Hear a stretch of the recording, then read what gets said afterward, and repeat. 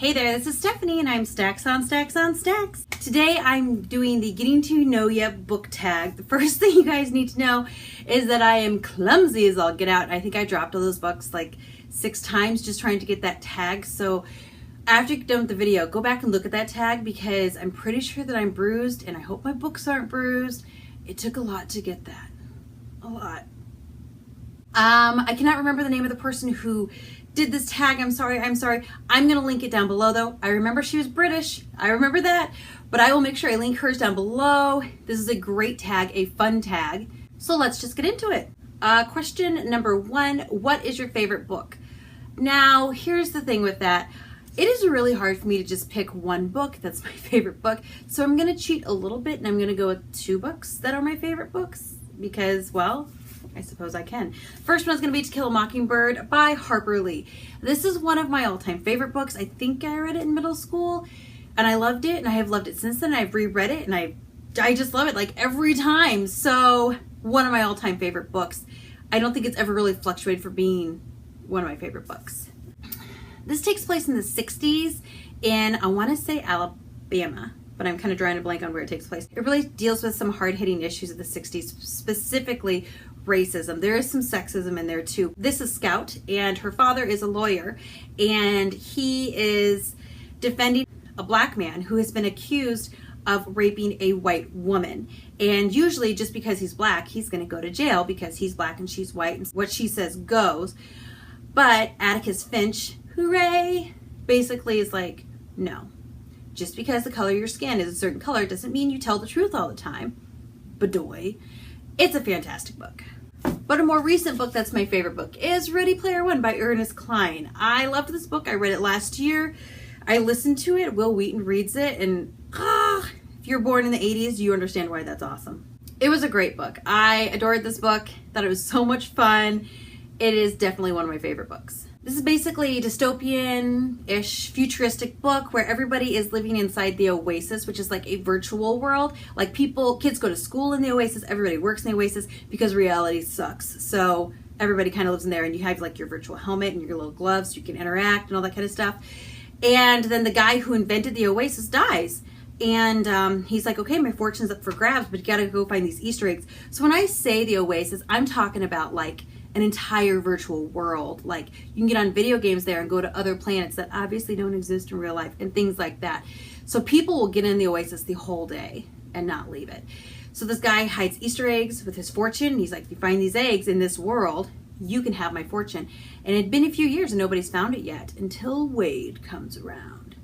Read the book. Next is, what was your favorite book 5 years ago? Now, I didn't include To Kill a Mockingbird on my 5 years ago one because it's still one of my favorite books. But I have 2 books that I'd say 5 years ago I would have said are my favorite books, and now I would just say they're both books I like a lot. First one is going to be Pride and Prejudice by Jane Austen.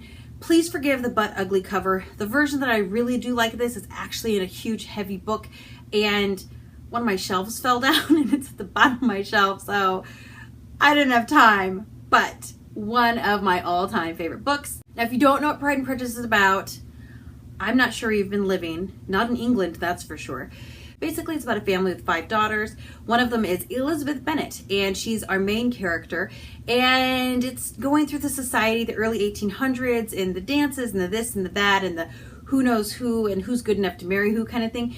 I'm really making it sound boring. It's really not boring. It's very interesting and fun, and it's a book I read a long time ago, and it is a book I still enjoy. She basically comes into contact with a guy named Darcy who is a little too big for his britches, and he thinks he's better than everybody else, and she feels the need to tell him the truth about how he's full of himself, and he's not really as great as he thinks, only to realize that she herself has a lot of pride issues. So it's pretty good. Probably one of my favorite books 5 years ago, and I also very much liked Ender's Game by Orson Scott Card. This is another fantastic book, great sci-fi book. The only reason this isn't one of my favorite books now is because I feel like I have read better sci-fi writers since then, and so there are books that I like more than this, but this is still a really good book. The whole series is good, but the first book is just the best.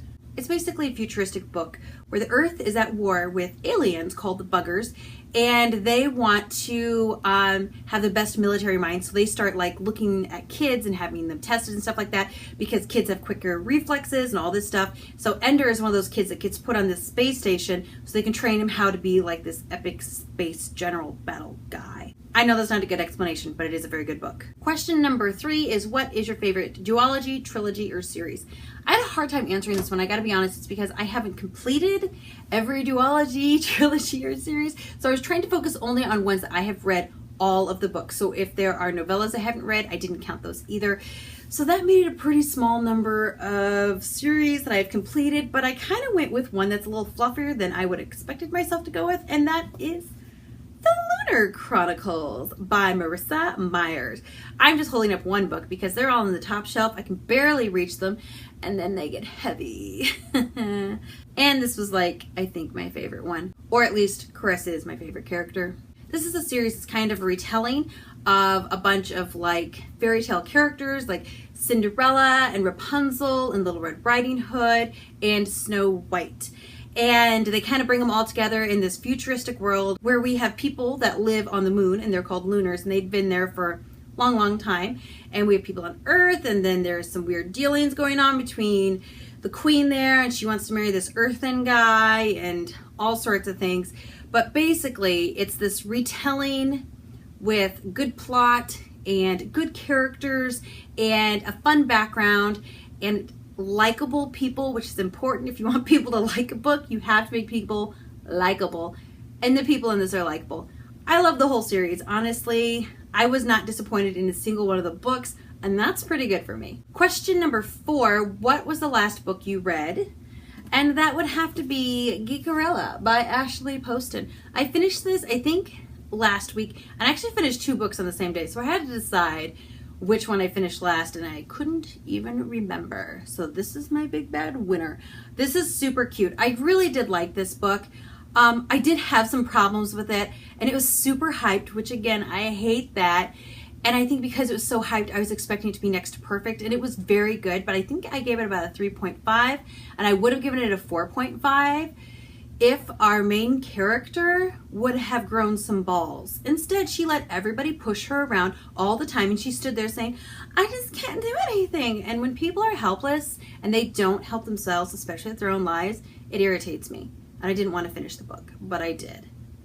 Question number 5 is, what is the last book of poetry you read?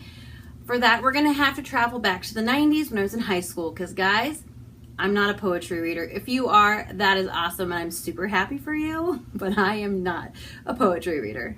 Question number 6, what book most influenced your life? And I was thinking about this, and I saw this tag on Elliot Brooks's channel, and I think a couple other ones too, and I was like, I have to agree with Elliot on this one. I'm gonna have to go with my Bible. If you want to say most influenced my life, I've been reading it since I was 12. Not as often as I should, but a lot. And I mean, I'm not one of those people that remembers quotes from books. I'm not one of those people that's like, I love this book and the quote is this and the quote is that. But this book I quote, and this book I know, and this book I've memorized parts of it, which definitely tells me inside and out, this is the most influential book in my life. And this is a book that I read almost daily. And this is a book that means more to me than any of these books. And I love these books, but I love this book more. And if you don't, that's okay. You don't have to agree with my personal beliefs. But truth is truth. This is the most influential book in my life. Number 7, a book that made you ugly cry. Now, the first book that came to mind, I actually don't own. It is called Between Shades Grey by Ruta Sepetys. And I think I cried like 20 times during this book. I cried and cried and cried and cried because it's about a girl who's from Lithuania who's taken away to a concentration camp in Siberia. I know other books talk about concentration camps and stuff like that, but this is just a topic that I personally didn't know much about till I read it, and then suddenly I was like, oh my stars.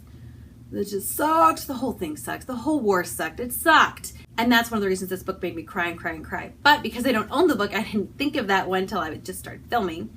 So I had actually grabbed A Clockwork Princess by Cassandra Clare, another book that made me cry and cry and cry. The other book made me cry through the whole thing. This one, I would say the last, couple chapters, I was just like, no, life isn't fair. Ugly cry. Question number 8, a book that made you laugh.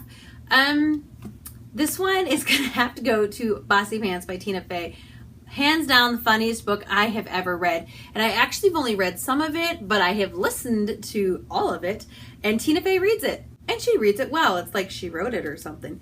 Kind of amazing. I absolutely love this book so much. Every time, and my husband and I, it's like our go-to in the car, listen to this thing. It's so funny every time. And I know the jokes are coming and I still laugh because they're still funny.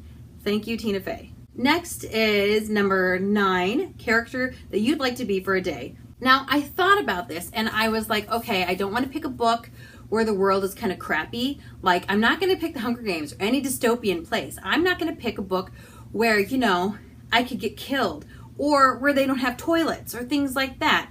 I want a book where I can be royalty and, you know, not do anything. So I decided I wanted to be America from the Selection series. I chose this book because it's my favorite cover. The Selection series is a 3-book because I didn't like the last 2 books, so I'm not going to recognize those. Series, and it's kind of a dystopian future, like it has a caste system, but it's not like Hunger Games dystopian. It's more like oh, there are poor people and there's been a war, things kind of suck more than they do. Oh, and by the way, America's map is a little bit different, so whatever. But this girl's name is America, and it's basically like a bachelor thing for the king of the country. So she enters, and she's one of the bachelorettes that's there, and they're kicking people off left and right, and you just love her. And I wouldn't mind being in her shoes. And I would say I'd want to be her as in her at the end of the trilogy, not really in the middle of it, but at the end, how things end. That's where I'm going to spend my day, in the shoes of America Singer. Question number 10, a book that was so good you dreamt about it. Now here's the thing, you guys. I have crazy weird dreams like all the time. It takes nothing to make me have a weird dream about something. If I'm thinking about it before I go to bed, I have a weird dream. And I read before I go to bed a lot, actually. So I just looked at my bookshelf and I tried to remember a dream, which is the harder part, of a book that I had there, and then I saw The Unexpected Everything by Morgan Matson. I read this, I don't know, last summer or summer before, something like that. And it's a super, super cute book, and it's about a girl who is the daughter of a politician, and then her dad gets into some sort of scandal, and then her summer, at least how she thought she was going to be spending it, she will not be spending it that way anymore. And then she decides she needs to go get a bit of a summer job because now she's bored now that her summer is in the toilet, and she gets a job walking dogs. There's a lot more to it. I do like this book because there's a love interest, but they focus more on the relationship with her and her 3 best friends.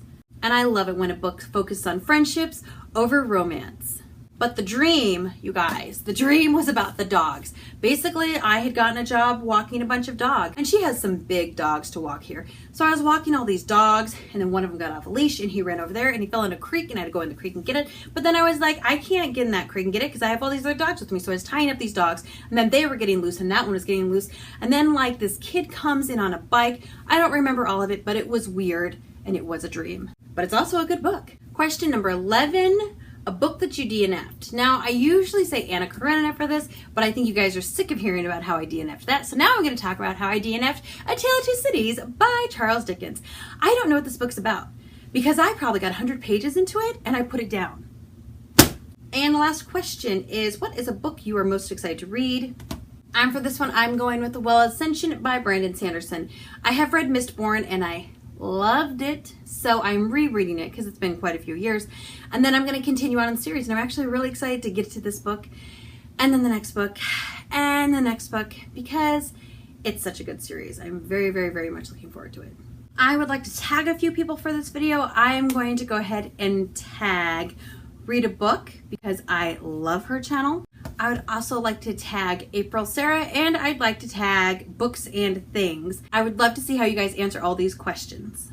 That is all I have for you guys today. Please leave in the comments down below what character you would like to be for a day, because I would love to know. Please feel free to subscribe if you want to subscribe. Also like if you like the video. Thank you guys so much for watching. I appreciate every time you guys watch my videos. I appreciate the good feedback. Thank you, thank you, thank you. And I will see you guys another time. Goodbye.